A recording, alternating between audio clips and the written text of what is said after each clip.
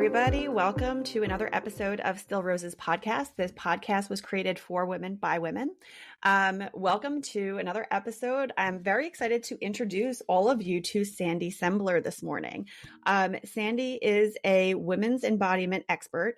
She's guiding the everyday woman to liberate her past, reclaim and rewild her powerfully unique voice and intuition, and step out of the shadows to light up the world with her fullest expression through the Sacred She method. Sandy, welcome to the podcast. I am so happy to be here. Thank you for having me, and I'm looking forward to touching your audience in a lot of different ways. So again, let's have some fun today. Yeah, I'm super excited. So Sandy, I want you to just introduce the audience to Sacred She, but I do want to keep in mind too, I took a quiz on your website, and listeners, just so you know, you're going to have a bunch of links in the description. Check them out. Very interesting stuff.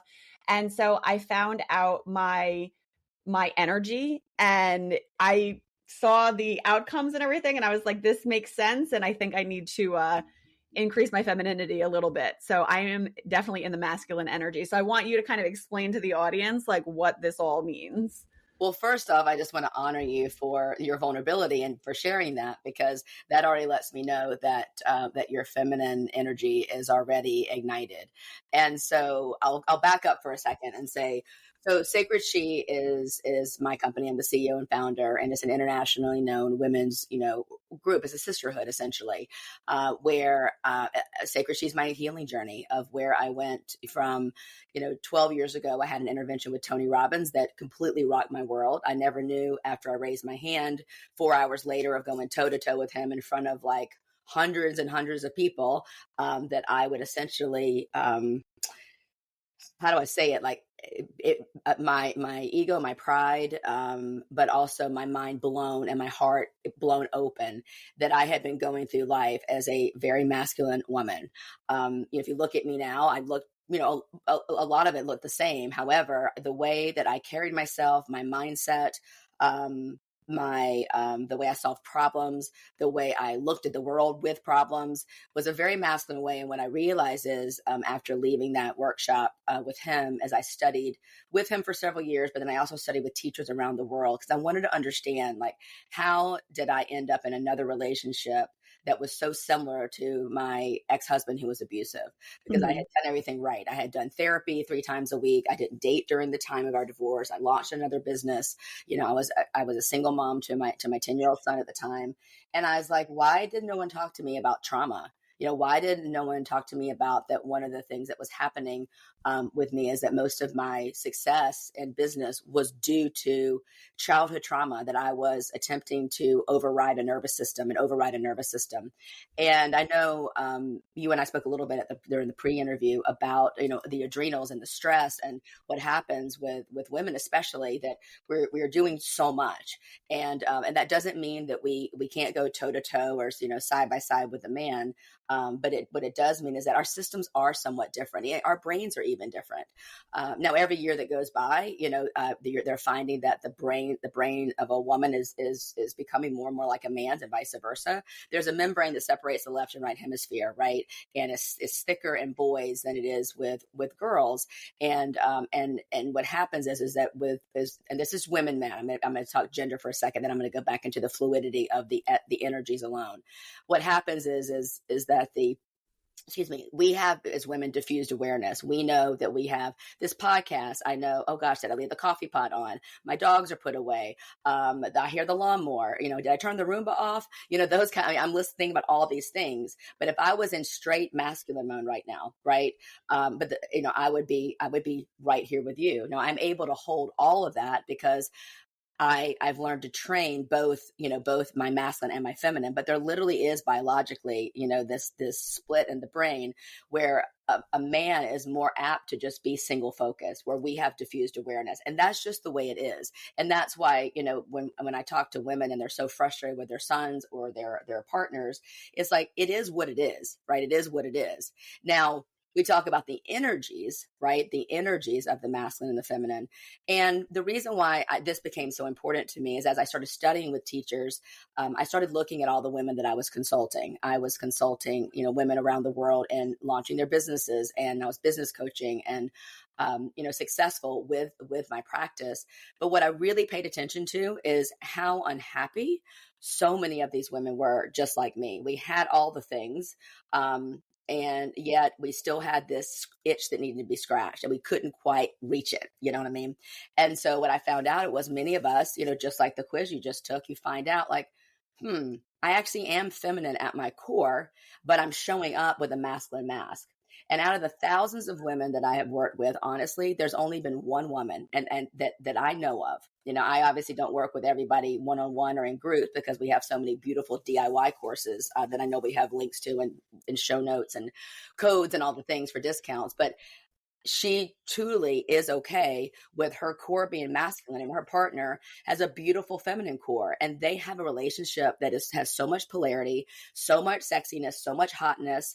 But generally what I find, and I'll just speak from my own analysis, my own research, through my own women I've worked with, including myself, is that most women are, come to me with a feminine core, and they may have a masculine mask. And so the key is, just like we're talking to you today, we'll use you as like in my little petri dish, that, it's not there's anything wrong with masculine energy. We need it.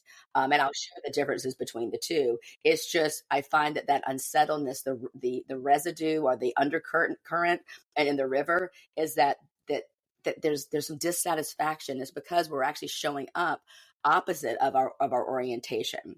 So I'll stop there and see if you have any questions about that. So that was, you hit on so many notes there.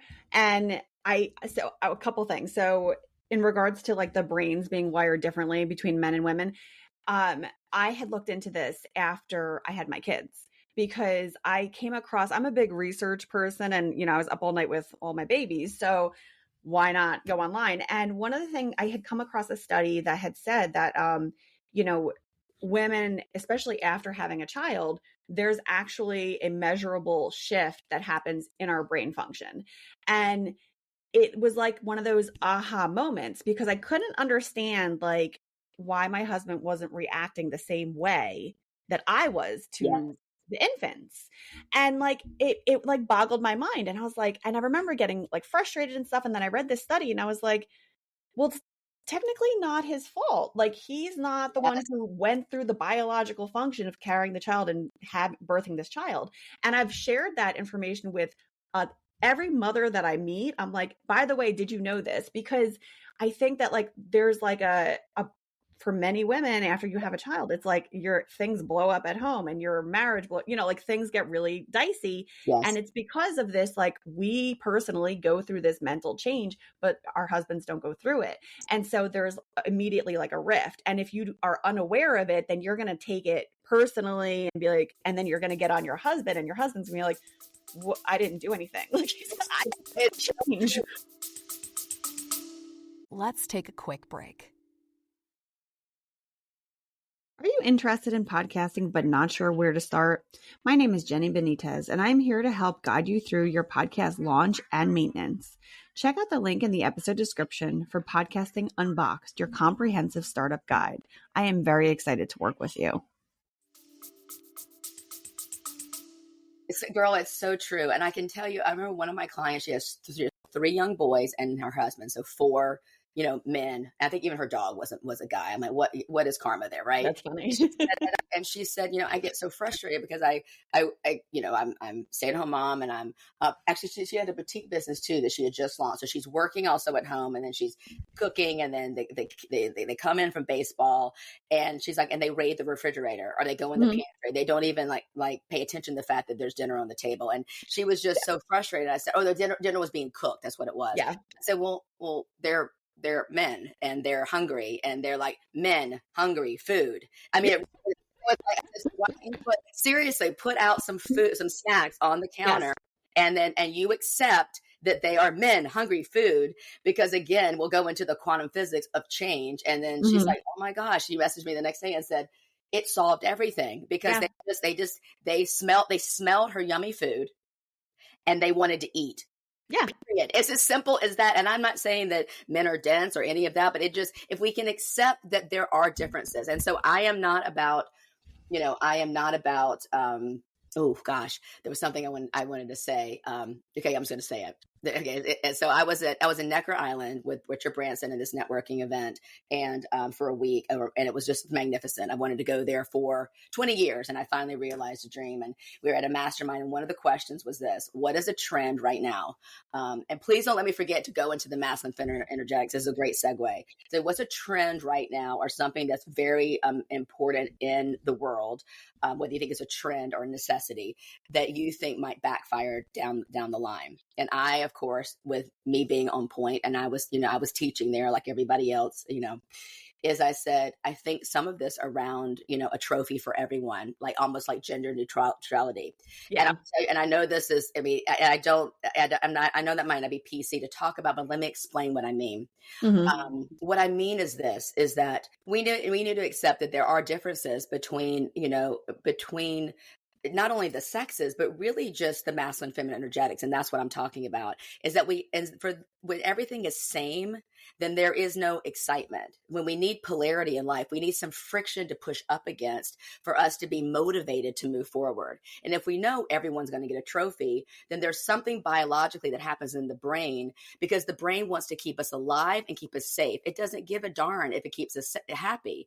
And so if we all know that we're going to be that there's no competition, so to speak, then there's really nothing to strive for. And I know that I'm being very base when I'm talking this way, but there's something literally that we must have opposites in order for there to be aliveness. We must know that, we must know how to win to know how to lose. We must know how to love and then hate. We must know, there's got to be opposites there. So, and I'm not necessarily talking about, here in the States, especially gender neutrality. I mean, like literally, are we able to accept that there are masculine and feminine energetics in all of us?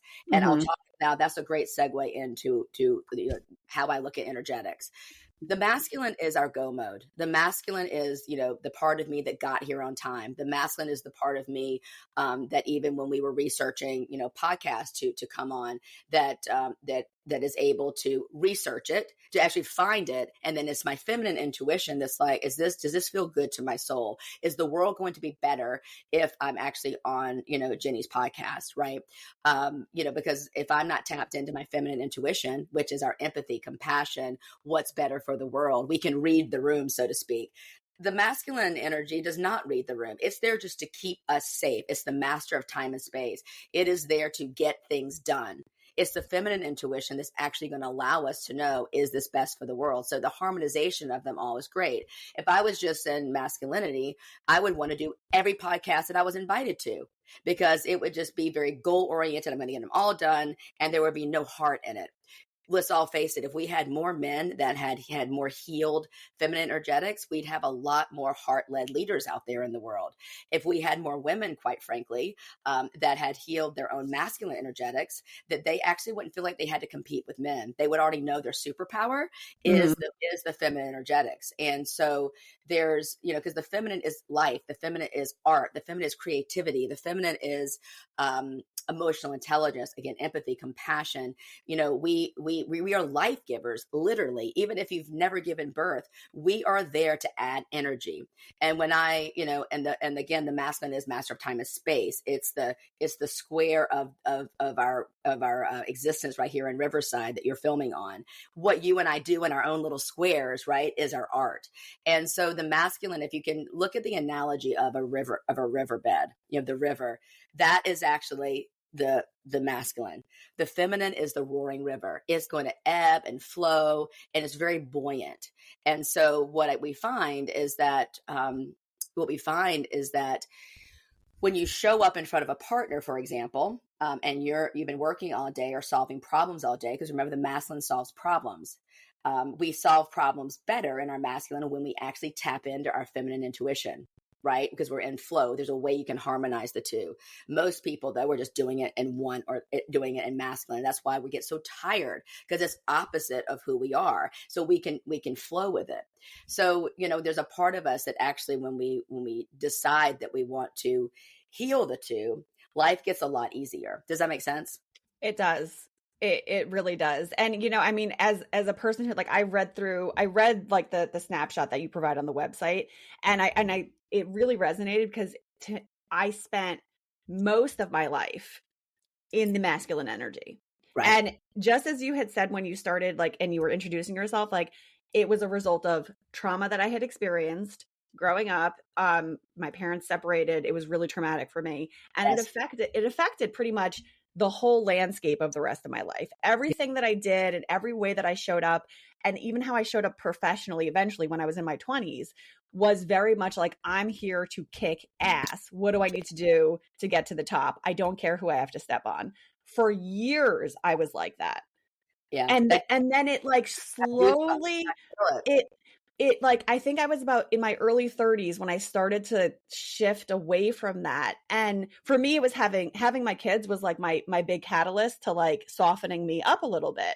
And then I started to think about it more and be like, I don't really need to be doing this. Like, I need to, be more mindful and everything. But it took me a really long time. And over the past 2 years is where I've really been digging into, where I'm like, I really don't need to control everything. I need to just be in the moment and do the best that I can. And I don't need to be panicking and thinking about all the things all the time. Like, I just need to show up right now in this moment. And even like, not for nothing, for today, I woke up, and I'll share personally, I woke up this morning, and I haven't had this happen in a really long time. I woke up this morning at like 3:30 in the morning with like a massive anxiety attack, like massive. Okay. And I haven't had that in a really long time. So I like laid there. I had to, try to calm myself down. By like 4:30, it was still with me. So I got up and I was like, I'm going to just go downstairs and meditate. I'm going to just start my morning routine now. I'm just going to go meditate. Let me do some affirmations, visualization. Like, let me try to me, I say in alignment with, the higher power, basically, is how I look at it. And it helped tremendously. Now, there was a large part of me that was like, Jenny wants to shut down because Jenny's in panic. But then I have this other side of me that's like, no, Jenny, we know better. Like, let's just take a minute here. We don't have to shut all the way down. So it's interesting hearing you talk through all this, because I'm like, oh gosh, like this sounds like I need more of this. You do, and you do, and we all do, and just like me. By the way, I think I was up actually at 3:30 as well. Not with anxiety. I think I ate too late last night. Normally I'm like fasting or what have you, but I was up too. I must have been feeling you because we had some great talk yesterday. So I'm going to actually, are you open to like with your audience here? And I have a feeling you'll just deep in with me. Oh yeah. There's something about, remember, anxiety is. Well, let me back up for a second. Thank you for the vulnerability about your childhood. Me too, by the way. My daddy left when I was 12. I've been working since I was 12, literally to help pay the bills. It wasn't like a lemonade stand to buy a Barbie. It was, you were like working. Let's like pay the car payment, And I'm grateful for the experience. I can finally say that now after a lot of work because I have a work ethic like an ox, but it did come from childhood trauma. And, I do, bring into the Sacred She programs, work around trauma and attachment styles and all of that. It's not just about the 5 love languages, which sounds nice and cushy. It's actually the 5 love language of apology, for example. It stemmed from how do you receive an apology, comes from how you were acknowledged as a child. So again, these are things like Sacred She is my healing journey. And so as I alchemize experiences in my life, I just metabolize it and then I bring it back to my audience, to my students. So I totally hear you. So when we were talking about trauma, when I had the intervention, it wasn't just like dancing around in goddess dresses and putting umbrellas in my drink and me to like lean back in the feminine and feed me grapes. I mean, that would be wonderful. But it's so much more, because as much as we want to go, I'm going to embrace my feminine, the brain's going like, no, you're not, stupid. You got to live. You got to eat. Who's going to do it if you're not? Because, I know for me, when I'm working with financial planners now, I work a lot with professionals, whether they're teaching or they're holding space or, C-level executives, whoever it is, everybody's could be a client of mine. And it's amazing to me, people that hold space for other people. My financial planner, for example, along with all the ones that are my clients, do the ACEs test to actually look at, it's a way to see if there's been trauma. Because I know for myself, I have a portfolio. It's great. Perfect. I'm not going to starve. However, because our house foreclosed when I was 12 and my entire landscape of my life changed when my dad left, and the same week our house foreclosed, right? Nothing was the same. Of Mhm. course I love real estate. Of course I owned a mortgage company. Of course I flip houses. Of course I take a U-Haul when I go into an Airbnb with all my creature comforts, right? I'm like a glorified bag lady with a U-Haul when I go to the mountains. I mean, and this all made sense. And those are trauma responses. Me being hyper vigilant to bills being paid is not because I'm a control freak. It's because there is until I healed this piece, there's an undercurrent of, oh my God, am I going to be homeless? And so the practicality of what I bring into Sacred She is to how we do anything is how we do everything. And so to even teach my partner these things. So instead of him feeling like she's a control freak, it's like, wait a minute, when it comes to real estate, it comes to homes, Sandy has an undercurrent of, she needs some certainty in this area. The problem was, and it sounds like this is what your aha is now, Jenny, and I hope that we can, work together like more closely outside of your audience. But, I know that the awareness alone is the beginning of change. And then there's acknowledgement, and then there's acceptance, and then there's allowing. And the allowing part is really the feminine, because the feminine is also about receptivity. And so I find that, like I mentioned, the financial planners, they do this test, because I know my financial planner was like, this was years ago, saying, Sandy, you're fine. Like, I don't understand the stress during when COVID first happened. I was like, Yeah. and he apologized to me later when I explained to him what was going on. And he's like, I'm so sorry. And now he's implemented these testings with his, with his clients. It doesn't matter how much their net worth is, because perception is reality. Our brain is made to make us safe and happy. And so I go back to what I shared is that, it's we have to be able, the good news is, by the way, is that the neuroplasticity in our brain can change. We can say, I got it from my mama. And if you don't like it, you can actually shift it from your mama. It doesn't have to be the same. And thank God for epigenetics that we can do that, which is why, I studied the brain and why I bring the unsexy side of science into women's work. Because if it was just as easy as, eating a lollipop slowly and drinking a frou-frou drink, that would be boring to me. I actually love the fact that we can go in embodiment. So anxiety. Anxiety is when we are worried about the future. Depression is when we're trying to change the past, period. And so when we're feeling anxious, and by the way, I say just like me, when I feel anxious, the best thing to remember is that the issue's in the tissues.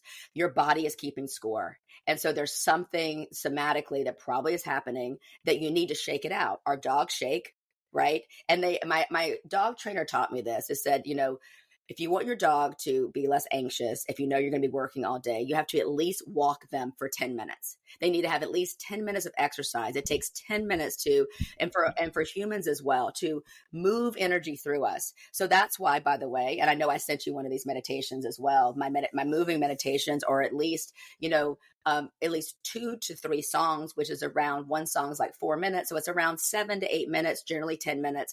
And we're able to move energy through us. So what I would suggest, if you start feeling anxious like that, yes, it's great to go into masculine transcendental meditation.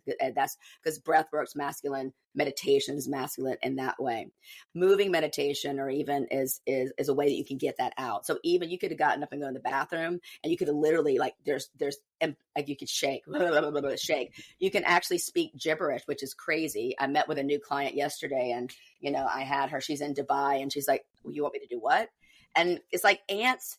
All that chatter in the brain, it's like ants marching in a line. If we can imagine putting your finger in front of the ants and they scatter. We need to scatter all those thoughts. So you literally can do this as well. And this is great because you've got 3 little kids too.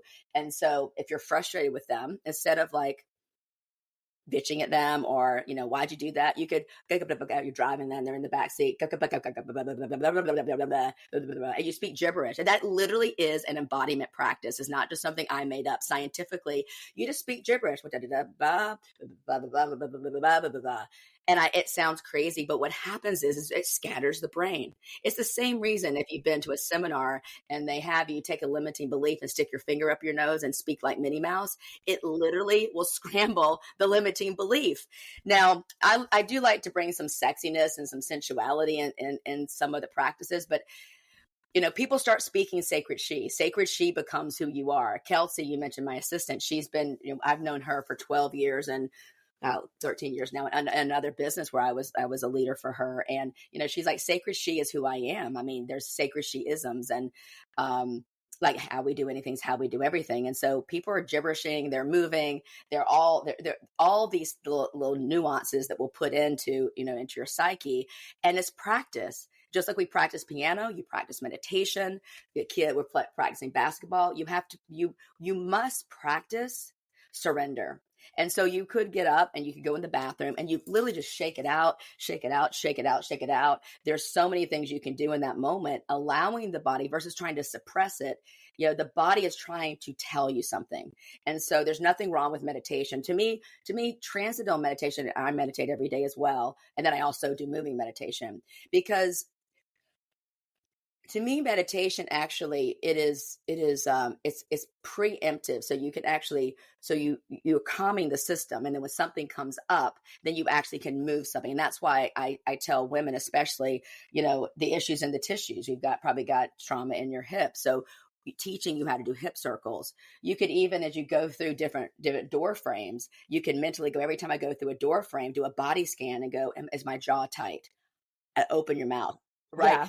Like do a hair flip, do a hip circle, something to change your state. So it's not like you work for 9 hours and then you go home and then you've got to be in your feminine. There's a way that I like to teach this work where you don't have to just go to a retreat, and go to Sedona and dance around a fire and like flowy dresses to be in your feminine. Because I would do that and I'd come home and then stress would hit me. And I'm like, I need more. And then, so I just up the ante. And so what I do in Sacred She and the Sacred She method is I've learned literally from, I think there's over like 70 teachers I've worked with, in the last, personally in the last 10 years. And I'm collapsing time, energy, money, heartbreak, heartache, financial loss, whatever it is, because I'm able to pull things out of my toolbox. And because my feminine energy is very keen and I can parachute into someone's world and I can share kind of what I believe needs to be done, and who you need to be in order to attract that into your life. So, it's not that the anxiety needs to go away. We first have to, be aware, acknowledge, accept it, and allow it versus trying to shove it back into like the sausage casing. So you like feel it. Does that make sense? It does. And I'll share more because it literally is it's literally what you're saying. And it was happening in my head. So I already know the reason why I woke up in a panic. So similar to you, I grew up in with very poor financial examples. There was a constant feeling of scarcity and lack. Constant. I make more money than my parents ever did. Like I am incredibly successful. It's wild. Like my daytime profession. I mean, I really worked very hard. I'm very proud of it. I am very proud of it. And even with that knowledge, and even though I was approved to purchase my home and I by myself, right? Like I have all these like financial approvals along the way. Even with all of that, the fact that we're buying a new car this weekend is unnerving me. And I mean, I like typical masculine ran the numbers many times, made sure we were cool to do this, like we're good to go. And even with all of that on paper knowledge, it still woke me up in the middle of the night like, oh my God, can you really do this? And as you said, I acknowledged it because I already know that that's there. I already know that I have this reaction to money and I'm trying to course correct. And I'm still a work in progress. And so when I woke up, I already knew like, all right, this is what's bothering me. And this is why I'm freaking out. And so I acknowledged it. I paid homage basically to say like, I know why you're freaking out. Yes. It's okay. We don't have to be the ego anymore. We don't have to be trying to like, tightly control this. We're already okay. You're okay. Like you're financially stable. You don't have to panic. But there's that knee-jerk reaction. And I want to share that because I think, as you said, like, I think women go through that all the time. And we have these like, in our core reactions, and it is resulting from something else. And once you can identify like the root, then Yeah. you can understand like, okay, I know how to trim this tree. I know how to work with this a little bit more. And then my hope is that eventually I will be able to help my own feelings with this, but I also want to make sure that I'm showing up a good example for my kids. I'd like to break the cycle of scarcity. Well, I'll say this. I mean, I call it, my mentor years ago calls it like its own zip code. It's scare city. Scare city has Yes. its own zip code. So I think we grew up, I didn't realize you were my neighbor growing up. So, but I want to say, I'm just going to like coach you, if you don't mind, if I can coach Yeah. you off for this. Everything you said is true. And it's a very masculine way to metabolize this. What I want you to do is in the accepting it, because I believe there's 10 women, Jenny, that live inside of us, and one of the women is actually our little girl, and Yes. there's also our inner teenager. She has her own identity too. What I'm hearing is there's a relationship between those two, and what we do in my program is we name them. They all have their own characteristics, the way they dress, the way they eat, the way they smell, the way they show up. There's a shadow side to them too. It's actually a lot of fun. It sounds like, oh my gosh, this is Sybil. It's not. It's like, and then you teach these women to your partner, so he can go like, who am I talking to right now? Or, oh no, Tammy's here. I can't wait. Tammy. And, I have a Tammy. She's a TAMI from South Carolina, which is where I'm from. Cut off jeans, white beater t-shirt, no shoes. And she is street smart. She's a scrapper. She got me through my life. And for whatever reason, I feel like a little verklempt talking about her right now. She ran the show. She was the one that all the guys loved, but they never wanted to take home. She was the one who is the fun. And what happened is that, different iterations, and this is what I'm bringing to people, is that, when I was learning about these different archetypes, the way I like to teach them, no one really told me that you don't want to completely lose, and put her in the back corner, because she was the fun. So then I'm uber responsible. So my point is that what I'm hearing from you is that there's a beauty and perhaps us meeting all of them, and then us saying, hey, and then, we'll find out which one you need to talk to, and go, I've got you. Like, it was one of the first things that one of my mentors, did with me is I got to meet doing all the therapy, of course, I met my inner child and this fundamental, but it was almost like it was out here. Mm-hmm. The little girl is here. In fact, I like to say she's right here. So what I do is I do a whole practice in the meditation where you're on your knees, you literally look at her, you talk to her. She's probably pissed at you, especially your inner teenager. She's like, yeah, whatever, F you, you're not there for me. I'm here protecting you, Missy, right? And so there's a way that I pull this in the embodiment that, because embodiment isn't just dancing and moving. It's actually in that moment. How can you embody and bring in the little girl? So Simone's my little girl. It sounds nutty, but it works. And I'm like, she's the one that I go, hey, Simone, did you like Jenny? Like after we talked for our pre-interview, I said, you like Jenny? You good? Feel good about it? Yeah. Okay. You feel okay. Perfect. Right. And they literally, have a conversation with her. And I'm like, what do you think? And because that way, by acknowledging her, right, and by accepting her, by allowing her, what happens is that part of us can calm down. So it's actually versus saying, don't feel this. Just like we're not going to tell our kids not to feel something.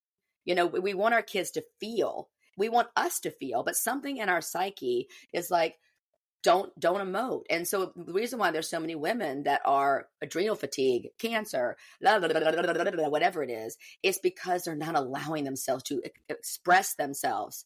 I have a client, her father had like triple lymphoma or something, like some cancer of the throat.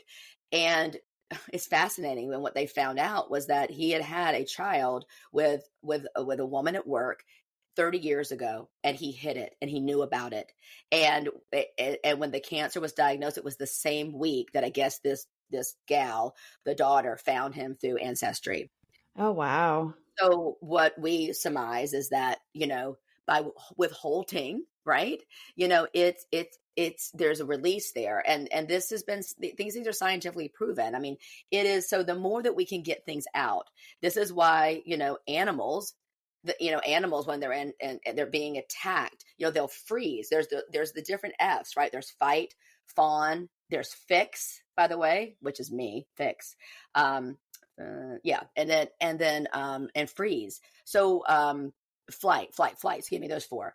But I'm a fixer. And I don't mean fix it like I'll solve the problem, but I mean, if there's any issue, and this is how we can emasculate, by the way, our sons and our husbands, if there's any problem, they were like, get out the way, I'll solve this, as if, and how grandiose is that we think that we can be the one to solve it all. And then what happens is we've squashed our little guy or our big guy, because we don't even look to them to help us solve a problem, where I believe personally that men want to help solve. They want us to be happy. And if they're not doing that, then they probably got a wounded feminine, energy as well, with some mommy issues is what I find. So within our programs, we're healing the mother wound. We're healing the father wound. We're healing the sister wound. Money wounds, I find a lot of times come from mother wounds, because they, women are not, and men as well, they don't receive well, and receiving is the feminine. Now, it could be masculine too if they're not organized and they're not detailed, and they're not balancing their checkbook or whatever. I mean, I don't balance my checkbook, with much of the chagrin of my husband, but I always know I have enough money in there that I make sure it works, and that works for me. Now, it doesn't work for him, so we've had a compromise, and because I had a feeling that was like just the way I was raised. That was like not raised, but people my parents introduced me to, and they were mentors of mine. Thank God. They basically, I trained myself with books and tapes and seminars and such. I grew up in an Amway family, and my parents never built a business. They got a divorce, but I was like, oh my gosh, you mean you can actually be retired? You don't have to actually go to a job, all these things. I'm like, wow. And that was basically, I went to university, and then I left university, and then I've owned many companies and sold them and blah, blah, blah. But so I'm telling you that I didn't get my financial success from my parents, but they were so gracious that they introduced me to people that I was able to glean from.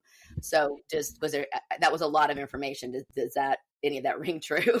No, honestly, it does. So I actually wanted to circle back to you shared the story about the gentleman who had the throat cancer. This is not as severe, but it's kind of like a dotted line, like kind of similar situation. As I was going through over the past 2 years, like learning myself and like reintroducing myself to myself, I did do a whole series of meditations where I was focusing in on and I call her Little Jenny, because it was like Little Jenny. And when I did that series, there's two things I want to tell you. So when I did that series, that's where I actually discovered how much I want to be creative. Yeah. And how much I wasn't getting that through my job anymore. Because for a really long time, I sort of passed off, because I had always been a creative writer, and I used to paint and sculpt when I was little. Like I was all in it, and I used to I did creative writing all through high school, and then my parents separated, and I was like, well, this is, can't make money here. I need to get a job. I'm going to go into communications and marketing. That's my strong suit. I'm a good communicator. This is where I'm going to live. And for a really long time, it seemed to fulfill that creative outlet. But as I got older, I noticed less and less of that happening. Along the same time that I started realizing that I was not being fulfilled, I got laryngitis 3 times and lost my voice. Yes. See? And I remember the first time it happened, I was like, and I had always heard of laryngitis, but I didn't really think you would truly lose your voice. And then because I was going through all the meditation practices at that time, it hit me. And I was like, yes, physically lost your voice, but you must have spiritually lost your voice a long time ago. And now it's just starting to come out of you, and you need to deal with this. So I took that as a sign to slow down.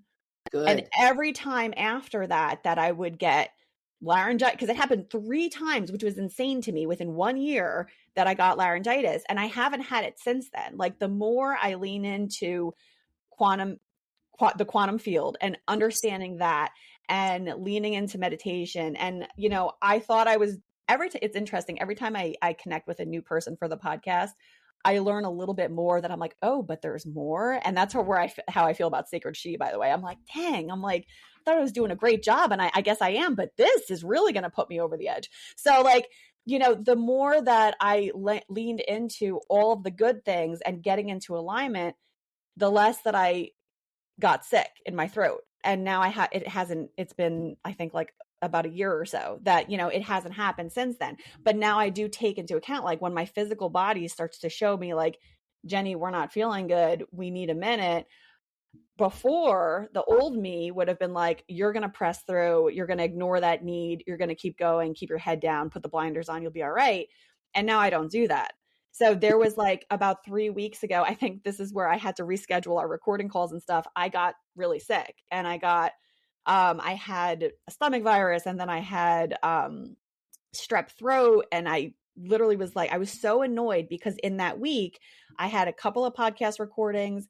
I was nearing being able to launch this new product. I'm doing a how to podcast like learning module online. Right. And I was like so excited, and I was like really jamming and getting all that work done. And I was building the website for it. And I was like, all right, next week I'm going to launch. And that's exactly when I got sick. And instead of getting really pissed off, which is what I would have normally done, I took it as okay, this is your sign that you need to just slow down. And when it's time to launch that product, then you're going to launch the product. Like, don't get hung up right here in this moment. There's a reason you need to slow down. Just slow down right now and listen to yourself. And it was very difficult.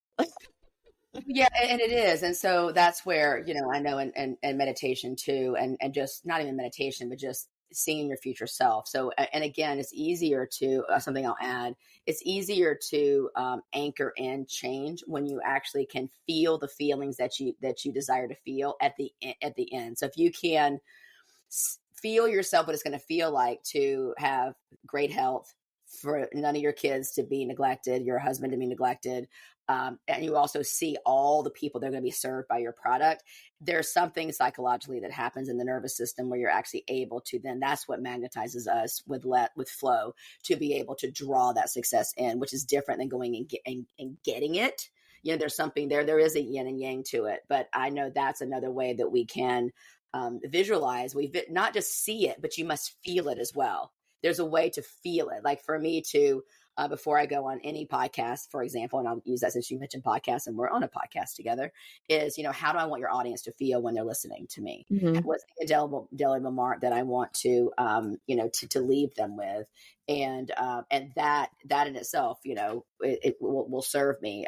Including even I'm going on a phone call, or I'm going to see my son next week and visit him. Like, what kind of experience do I want us to have versus just showing up and just letting happen whatever's going to happen? Yes, that is going to be, that's the allowing, but there is some intentionality to it. And so you bring in the intentionality of the masculine, you bring in the feelings that you want to feel and them to feel, which is your feminine. And that's the beauty of the harmonization of the two, which is why I never say balance, because balance already brings in an air of certainty. And when we're looking for complete certainty, then that means that there's not a lot of grace in there for margins of error. And again, I want to honor you too. I'll use again through the concept of my eyes is, when I first started doing this work 10, 11 years ago, when I was learning about masculine energy, the masculine is time and space, it's integrity, it's keeping your word. So, I did this a lot, especially after my son was born a month early, my only son, biological son. And I was in the mortgage business training a friend of mine, and Cameron was born a month early, and I still trained her. Like, I didn't take any maternity leave because I gave my word. And I will tell you, it still brings tears to my eyes because, I was like, I gave my word. It was like toxic masculinity, right? Yeah. So I can tell you that I realized that I didn't feel into what was best for the world. What was best for the world is, hey, I'm sorry, I didn't mean for this to happen. I had no idea. And can we compromise here and work something out? And, if she would have been upset, then that's not my friend. But I didn't know. I was in survival mode, what I mentioned before. And I wish that, Cameron's dad, my partner at the time, that he would have come in and go, no, because all women will go to this in relationship. I've got it. Us hearing I've got it and having someone come in and go, no, no. He came in and basically I'd pump and he'd feed Cameron, but the resentment was building up because I wanted to be the one doing that, but I also didn't have the wherewithal. People are like, well, why didn't you speak up? It's the same thing. Like, why didn't you leave an abusive spouse? Or why? Because my brain was going, I need to make money. We're going to starve if we don't. Oh my God, he was born a month early. We didn't even have the crib put together. It was my whole world. Honestly, was survival. And so, and I'm sharing these things so passionately because we don't know. We think it's just, well, you should have just, well, you should have just, well, you should, well, again, the brain is going, no, danger, danger. So there are ways to override that Mm-hmm. lovingly. There are ways. And also like, I love working with women who are single, or, you know, whether they're newly single or they're just single, because there is something about understanding your nervous system and how your body is like a tuning fork and will tune to a frequency. Mm-hmm. And this is also why when I'm working with a woman who you know, who is in partnership and wants it to be, you know, revived, I don't necessarily ever need to talk to the partner. Sometimes it can just take one person to do the shifting. And of course, most of us blame the other. We don't look within, but I'm going to teach you how to look within. And then that's going to be a way that you can actually shift by simply how you're showing up with the 3 ways of relating that we teach. So it's just, there's so much there to unpack. And like I said, working with people in relationship, not just an intimate partnership, but in all relationships, again, how we do anything is how we do everything. And I have a way we do this sacred relationship vision, where it's not just he's going to be 6'4", you know, with green eyes and he loves kids, or when we do the business, it's going to be, you know, I've got 15 employees and we have this motto that we're going to, you know, serve 12 million lives in 5 years. It's more of like, there's a way that you want to feel. There's a way that you want to show up. There's energetically, how does it jive with your nervous system? Does this even bring you joy? And one of the first emotions that we work with women is there's 2 actually. There's first up, just unadulterated childlike joy, not conditional happiness, because those are 2 different things. They're the same. They're the different sides of the same coin. But joy is for no other reason that we are alive, right? And then there's also rage. You know, there's so many women that are afraid to feel sacred rage because they are afraid that once they feel an emotion, they won't be able to stop it. And so I'm here to tell you that that's why we do these practices, that we may actually even evoke those emotions in a container, you know, a 10-minute container or what have you, whatever we set up, that, you know, that you can feel it in that time. And then you give yourself permission and you train the nervous system. That's why, you know, when I love working with people that hold a lot of space, because I help you train your nervous system to train your masculine to be able to hold a lot of space, while also training the feminine to not be able to, you don't have to take everybody's stuff on. So you can zip yourself up, hold a lot more space. If you're doing groups, you know, instead of doing 20 people, you could do thousands of people, because you learn how to hold space, while also the feminine able to read the room and determine what do people need.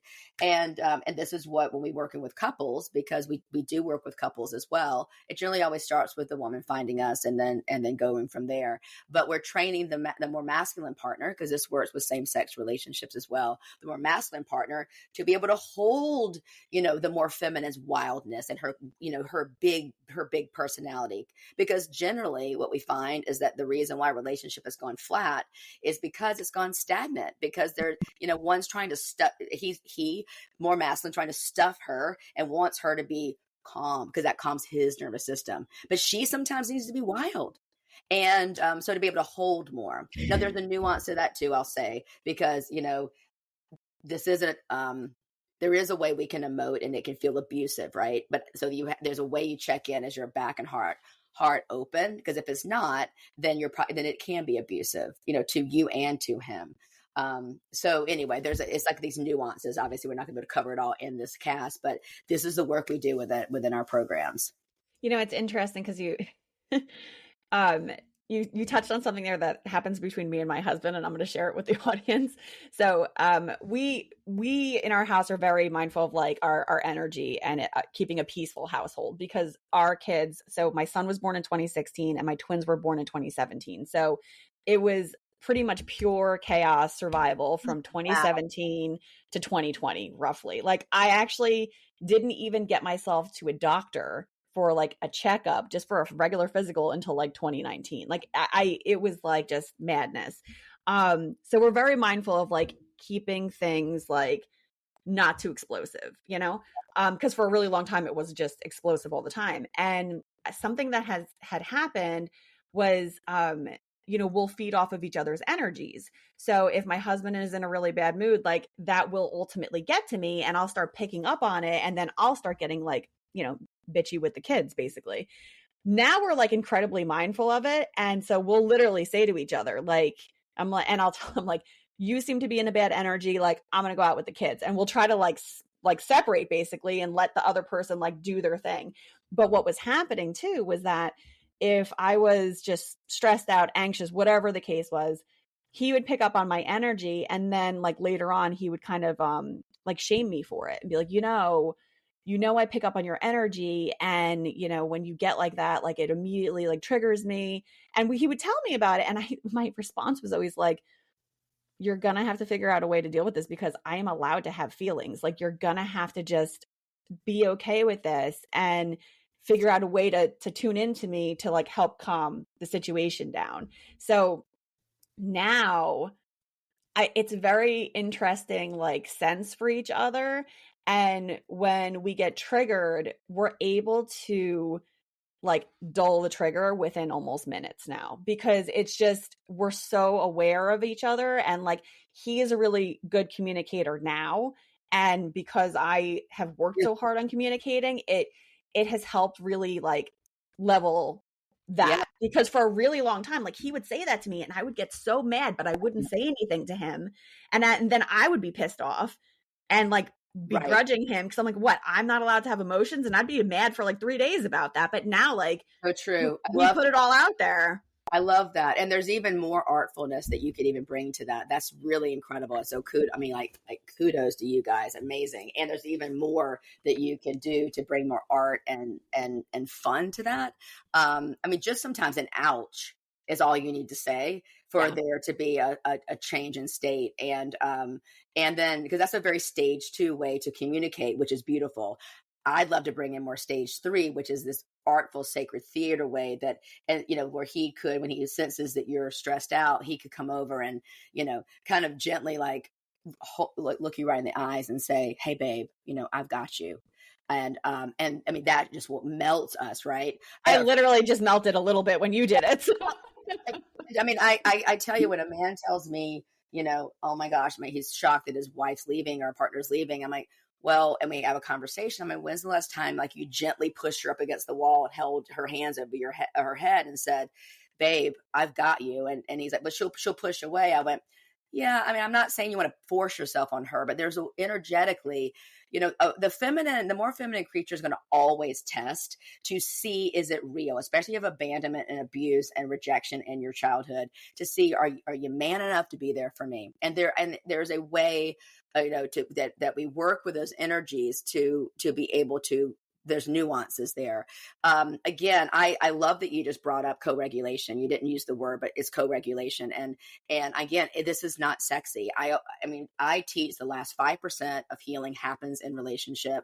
And these are things, as I've alchemized this, in my current relationship is because these are things that I knew, obviously, but I didn't even bring it to my audience and my clients until because I just thought this, we just did this together. And then as we were together and like, oh, wow, are we co-regulating? And then how do we bring this to our audience? Because that in itself is so loving. Again, it's not sexy when you're doing your list.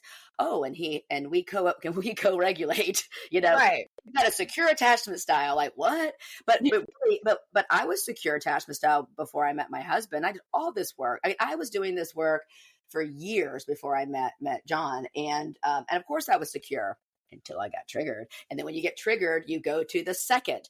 And then, so what do you do there? Because that's really where the juice is. The juice is, you never really know you're in partnership till you look over at your partner who's asleep, snoring, and go, good God, why did I do this? Why am I even here? Everything was so easy when I was single, kind of a thing. And this is why I love to work with people before they even, commit to a partner, whether it's an I do or in any type of union. But definitely people that have already been a cycle or two, of relationships, and they keep attracting the same situation. We will do that until we stop. You mentioned earlier that you really are hungry, and your desire is to essentially heal some of the generational curses. And the buck stops with you. And I honor you for that too. I work a lot with energetics where we actually are going to heal those things too, because we don't want to pass this down. Yeah. And like I said, do we get it from our mama? Maybe, but do we have to keep passing it on? No. No. We don't have to, but it's simple, but it's not easy. And I don't think healing has to be arduous. I think there can be art form and some fun to it. And that's, I think that's what you've picked on in the few times that you and I've connected and some of the resources I've shared with you, off the grid, because I want more people to be able to experience to in their feminine experience their life versus just doing their life. It's a big difference. I like that you said that, because I have talked a few times on other episodes about, being in the moment, because I'm not an avid social media user. I literally will only use LinkedIn. Like, that's kind of my thing. And the podcast has an Instagram account, but I'm not really on there. And so when I'm out, I quite often see everybody with their phones recording things or doing things, whatever. And I always think to myself, like, you're not really here. Right. Like when you're out and about, and it seems like it's almost like something that is starting to bubble up in society, like on a greater level, where now we're having generations, not just like, a few thousand people. We're talking generations are now growing up, not being in the moment, being constantly plugged into a device, being constantly thinking about like, oh, well, I need to post this because I want to get these likes and this and that or whatever, or I'm going to be a TikTok famous, whatever it is. Like, now we have this whole generation that is going to be disconnected from their core and from their alignment because they're so focused on the outer and really not being mindful in the moment. I was coaching my stepson about this because he's not like real big on it either, but he was telling me he really wanted to start meditating. And I actually said to him, I was like, look, you know what you should do? Why don't you just start practicing mindfulness? Like, that's like step number one. Like, start just being in the moment. Don't spread yourself too thin. And I said, when you're at work, because he works with his hands, I was like, when you're at work, think about the feeling of the tools in your hands. Yes. I was like, just start there. That's how I started doing it. I would start to think about like, even like going like this, like when it's literally like a little thing that I did, and you can't see me right now, but I'm taking my fingers and rubbing them along the palms of my hands. And it's something that I started doing to almost like recenter myself back into the moment. It's true. And anything you're doing, if you're washing dishes, if you're folding laundry, like, I mean, and I use those examples because I always do it when I'm doing chores. I'm like, Jenny, just be in this moment right now. Like, just. It's true. It's the five. Actually, you literally, to your point, that's making art out of the mundane. You use your five senses. You want to calm down. You go, what am I feeling right now? I'm like, when you were in bed last night, I can feel the coolness of my sheets. What are you smelling? I can smell my fabric softener. What am I hearing? My husband gently snoring. Right. What am I tasting? I can taste, the toothpaste and whatever it is. And that literally what you're teaching him is mindfulness. And you can go deeper, like in that moment. You can orient yourself, my name is Sandy Sembler. It's 2:02 in the morning. I live in, Palmetto, Florida. I mean, all these kind of things, right? There's and you orient yourself, and that actually also calms the brain because you're giving it certainty. What am I smelling? So that's beautiful. What a beautiful gift, to give him. And, I know I would love it if they would, teach more meditation and such in school. And I want to say this too, and I know we're wrapping up in a few. What you shared is true. Is it's not just that people are detached; that it has been proven now. And one of my clients who's a C-level exec, and she said, Sandy, these young people don't even know how to have conversations. No, she goes, we're literally teaching these. We have classes now to teach how to interact face to face. They don't know how to do it. Yeah. I've observed it. Yeah. I've actually observed that in real time with my stepson. I've observed it with like interns that would come into organizations that I'm working in, and they just don't know how to interact with people. And it's because they're just used to those little snippet interactions on social media, and they don't know how to do the full dialogue. It'll be very interesting. And I think about this quite a bit. It'll be very interesting to see in 10, 15, 20 years, what the workforce looks like and how jobs shift, because we have this whole generation of people coming up that are being taught things in a different way. And they're just not I know. there. You know, even like I think about communications industry because that's what I do for my daytime job, and I'm like, wow, if we're not, these kids aren't being taught these tools and like they're not really understanding how to engage and present and do all this stuff, like what's going to happen here? Like, you know, it's crazy when I think about it on that level. It's maddening too. And my son's 24 and I witnessed that with him as well. And it, yeah, if I could do it all over again, I mean, I wouldn't have introduced any of those things to him until a later age. But then again, it's the times too. So it's like there is a balance to it all, and also boundaries, to be honest with you. So yes. I'm with you. She was telling me this yesterday, my client, and she says it's maddening. It's hard to believe that's just such a hard they don't know what they don't know. They're just what they're used to. And so it's like my mom, for example, real lifetime, my mom said, I can't get Cameron to call me. And, he just wants to text. And I'm like, well, then text him. I mean, if you want to talk to your grandson and that's the way he's communicating, then just text him. Just do it. Yeah. Versus bitching at him that he's not, because that'll never get a man to be motivated if you're nagging. I'll say this as we're signing out. I mean, listen, the sure way, what happens with most women is that we want to motivate our men and our little boys in the way that we are motivated, through complaining, criticism, and comparing. And that's emasculation. I know one of the courses that we offered a discount code for your audience is the Sacred Respect, which is a 30-day relationship reset to your own masculine, but also how are you treating your your partner and your son, and how can you act with little steps, minute steps to heal your own masculine energy, but also to heal your relationship to the masculine out there in the world. Fascinating. And so we could go on and on. I mean, I could literally, like, as you were talking, I'm like, I was thinking to myself, like, and I know we could probably talk about that for a while, and I know we're going to wrap up. So I will just say this. I had actually, right before I met my husband, I actually had started to do research on that, because I was one of those like hyper alpha females that was like, oh, you're going to mold to me. And then I started reading all these books that was like really telling me the opposite. It's like, no, that's not how it works. Like, and if you're, trying to really build a life with a man, like, you're not going to force him to mold to you. And everyone around me was like, no, like, you put your foot down, or you nag him, or do this or that. And my husband does not respond to that. Like, I mean, we wouldn't have made it past the first year if and so like, I really took a lot of time to like understand his communication style. And well, how is it that like, and I actually observed a lot how he interacted with his mother, and was like, okay, well, how does she communicate with him? And then I was like, well, she's a little bit, she's amazing, but she was a little bit much with him. And I'm like, like, he needs like a softer touch. Like, he needs to feel valued. He needs to feel that I value him as a man. Yes. Regardless of anything else, like, he needs to feel valued as a man. What do men need? They need to feel valued. They do need sex. And I know nobody really wants to like say that too much, but like, they need physical intimacy. They need to feel valued.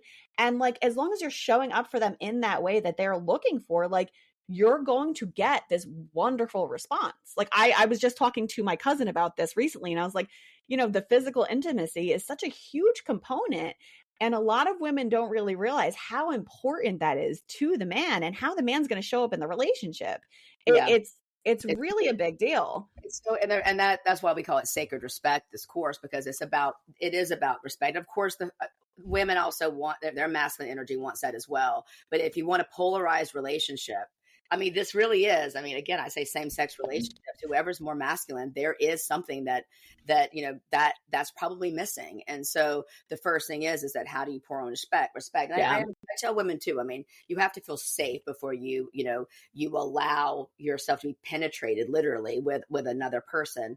And notice yourself, because remember, when we close our energy, right, and we criticize, and those C's I'm talking about, it does push them away. So there's ways that we touch on everything you just shared within the work that we do. So I honor you for everything you've learned up to this point, and now it's just a matter of like getting it in the body, so it just becomes who you're being versus something that you're doing. Yes, 100%. I absolutely agree with you. Listeners, I highly recommend, I'm going to put all the links for Sandy's resources, for reaching out to her, to following her on her socials. Everything's going to be in the description of this episode. Strong recommendation to start looking into this. If you're feeling disconnected at all, or even if you're not feeling disconnected, you might not realize that you actually are disconnected. So this is huge. We are the wave of the future. Our daughters are the wave of the future. You need to really show up now for yourself so that we can make a better future for everybody else. So Sandy, thank you so much for coming on. I have like literal like tingles in my arms. Like I have goosebumps from talking to you. This has been so amazing.